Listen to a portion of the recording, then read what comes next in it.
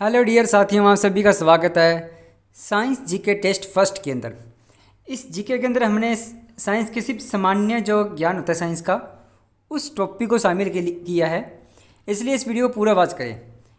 मैंने अपने इस वीडियो के अंदर कम से कम 10 जो है साइंस जीके शामिल किए हैं। 10 साइंस जीके शामिल किए हैं मैंने, जो कि फैक्ट के साथ में है। ठीक है, कुछ इसमें जनरली फैक्ट भी है। अच्छा, बस आपको ज़्यादा से ज़्यादा फोकस करना है, बस ओनली फॉर क्वेश्चन के ऊपर आपको क्या करना है, फोकस करना है। और लास्ट में आपको कमेंट करके बताना है कि आपके 10 में से कितने क्वेश्चन सही थे साइंस के।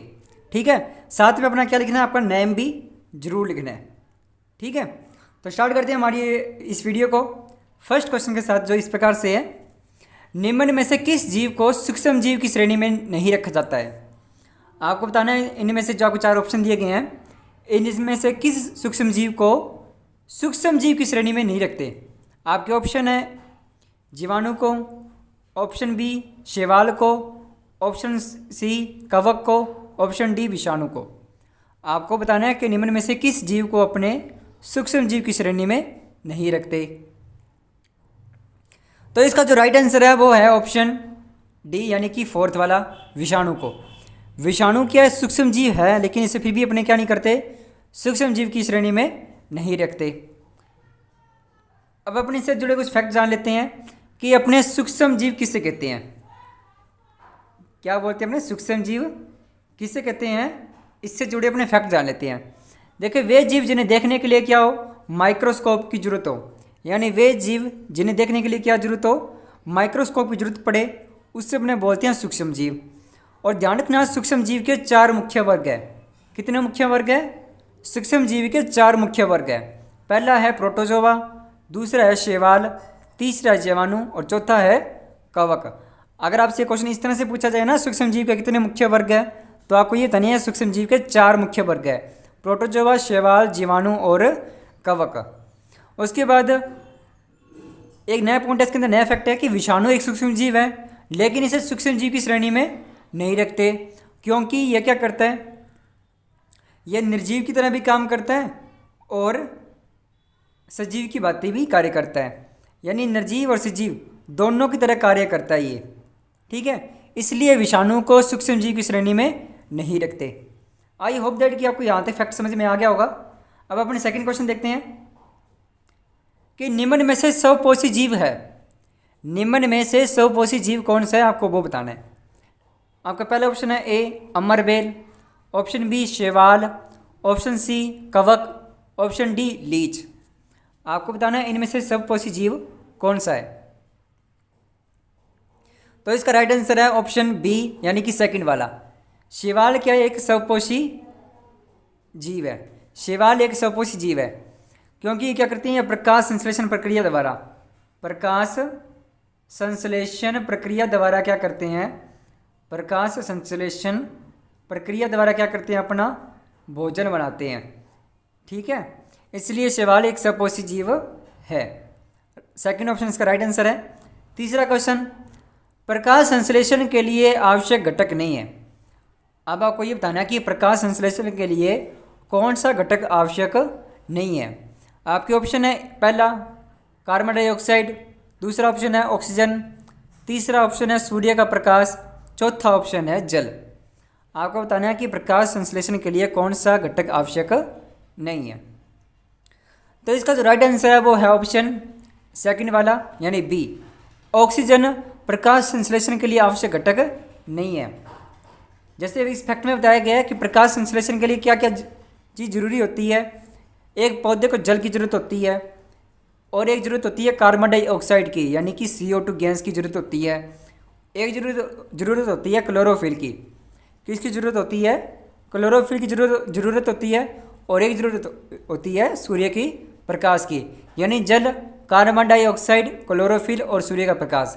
इन 4 चीज़ों की सहायता से क्या करता है, पेड़ पौधे अपना भोजन बना सकते हैं।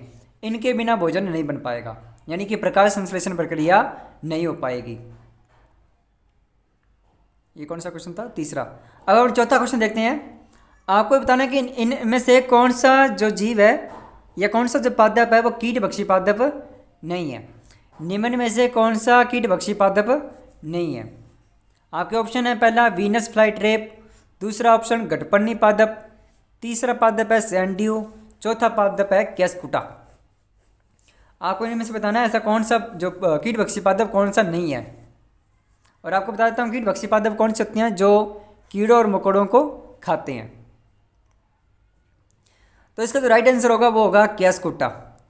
वीनस फ्लाईट्रेप कीटभक्षी पादप है, गटपन्नी पादप यानी कि पीचर प्लांट ये भी कीटभक्षी पादप है, सैंड ड्यू प्लांट ये भी कीटभक्षी पादप है, जबकि केस्कुटा कीटभक्षी पादप नहीं है। ठीक है, नेक्स्ट क्वेश्चन, मानव शरीर की सबसे बड़ी ग्रंथि है। अब आपको बताना है कि मानव शरीर की सबसे बड़ी ग्रंथि कौन सी है। आपके ऑप्शन है ए यकृत ग्रंथि, ऑप्शन बी पीयूष ग्रंथि, ऑप्शन सी एड्रिनल ग्रंथि, ऑप्शन डी वृषण ग्रंथि। तो इस क्वेश्चन का जो राइट आंसर है वो है ऑप्शन ए। मानव शरीर की सबसे बड़ी ग्रंथि कौन सी है, वो है यकृत ग्रंथि।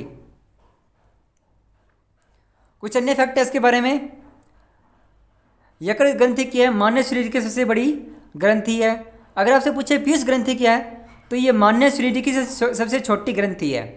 मानव शरीर की सबसे छोटी ग्रंथि है पीयूष ग्रंथि। और पीयूष ग्रंथि के बारे में एक अन्य फैक्ट है कि इससे अपने क्या बोलते हैं, इसे मास्टर ग्लैंड यानी कि मास्टर ग्रंथि भी कहते हैं। एड्रिनल ग्रंथि के बारे में बात करें तो एड्रिनल ग्रंथि क्या करती है, एड्रिनल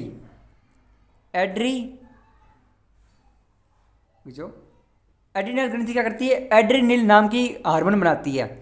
एड्रिनल ग्रंथि क्या करती है, एड्रिनिल नाम का हार्मोन बनाती है, जिसे अपन ट्रिपल हैफ हार्मोन भी कहते हैं। अब अपन बात करते हैं वृषण ग्रंथि। वृषण ग्रंथि पाई जाती है नर के अंदर, जो कि टेस्टोस्टेरोन हार्मोन बनाती है। और अंडाशय की जो ग्रंथि होती है वो पाई जाती है मादा के अंदर, और वो बनाती है एस्ट्रोजन हार्मोन। वृषण ग्रंथि नर के अंदर, अंडाशय ग्रंथि मादा के अंदर। और वृषण ग्रंथि कौन सा हार्मोन बनाएगी, टेस्टोस्टेरोन, और जबकि अंडाशय ग्रंथि एस्ट्रोजन हार्मोन बनाती है। छठा क्वेश्चन देख लेते हैं, मानव नेत्र में किसी वस्तु का प्रतिबिंब कहाँ बनता है। अब आपको ये बताना है कि मानव नेत्र के अंदर किसी भी वस्तु का प्रतिबिंब कहाँ बनता है। अब आपको ये बताना है। आपके ऑप्शन है ए कॉर्निया पर, ऑप्शन बी रेटिना पर, ऑप्शन सी स्क्लेरा पर, ऑप्शन डी पक्षमापी पेशी पर। आपको बताना है कि मानव नेत्र में वस्तु का प्रतिबिंब कहाँ बनता है। तो इस क्वेश्चन का जो राइट आंसर है वो है ऑप्शन बी। मानव नेत्र में किसी भी वस्तु का जो प्रतिबिंब है वो रेटिना के ऊपर बनता है। सातवां क्वेश्चन देखते हैं, मानव नेत्र में लेंस होता है। मानव नेत्र में कौन सा लेंस पाया जाता है, आपको ये बताना है। आपके ऑप्शन है पहला द्विफोक्सी लेंस, ऑप्शन बी अवतल लेंस, ऑप्शन सी क्रिस्टलीय लेंस, ऑप्शन डी कोई नहीं। तो इस क्वेश्चन का जो राइट आंसर है वो है ऑप्शन सी। मानव नेत्र के अंदर क्रिस्टलीय लेंस पाया जाता है। इसका सी ऑप्शन जो राइट आंसर है, मानव नेत्र के अंदर क्रिस्टलीय लेंस पाया जाता है। और अगर आपसे वैसे पूछ ले कौन सा लेंस पाया जाता है, तो उत्तल लेंस पाया जाएगा। कौन सा लेंस पाया जाएगा, उत्तल लेंस। ठीक है, क्या पाया जाएगा, उत्तल लेंस पाया जाता है। आठवां क्वेश्चन देखते हैं अब अपने, पॉजिट्रॉन कण की खोज किसने की। पॉजिट्रॉन कण की खोज किसने की। आपके ऑप्शन है A Anderson, option B Rutherford, option C J Thomson, option D James Chadwick. अब आपको बताना है कि पॉजिट्रॉन कण की खोज किसने की। तो इस क्वेश्चन का जो राइट आंसर है वो है ऑप्शन ए। पॉजिट्रॉन कण की खोज की थी एंडरसन ने। किसने की थी, एंडरसन ने। नौवां क्वेश्चन, प्रोटॉन कण की खोज किसने की। प्रोटॉन कण की खोज किसने की। आपके ऑप्शन है A Anderson, option B Rutherford, option C J Thomson, option D James Chadwick. आपको बताना है कि प्रोटॉन कण की खोज किसने की। तो इस क्वेश्चन का जो राइट आंसर है वो है ऑप्शन बी। रदरफोर्ड ने क्या की थी, प्रोटॉन कण की खोज की थी। 10वां क्वेश्चन सबसे मस्त बढ़िया क्वेश्चन है ये, बेकिंग पाउडर बनाने में किस अम्ल का उपयोग होता है। बेकिंग पाउडर बनाने में किस अम्ल का उपयोग होता है। आपके ऑप्शन है ए हाइड्रोक्लोरिक अम्ल, ऑप्शन बी नाइट्रिक अम्ल, ऑप्शन सी टार्टरिक अम्ल, ऑप्शन डी ऑक्जेलिक अम्ल। तो इस क्वेश्चन का जो राइट आंसर है वो है ऑप्शन सी, बेकिंग पाउडर बनाने में टार्टरिक अम्ल का उपयोग होता है। ऑप्शन सी इसका राइट आंसर है। तो इस तरह से हमारे 10 क्वेश्चन कंप्लीट होते हैं। आपको कमेंट करके बताना है कि साइंस में से आपके 10 में से कितने क्वेश्चन सही रहे हैं। लास्ट में आपको अपना नाम भी जरूर लिखना है, ठीक है। और आपको कमेंट करके जरूर बताना है कि ये आपके 10 में से कितने क्वेश्चन सही रहे हैं, ठीक है। वीडियो पसंद आई तो प्लीज़ वीडियो को लाइक जरूर करें और खासकर उन दोस्तों के पास जरूर शेयर करें जो कि साइंस जीके लगाना पसंद करते हैं।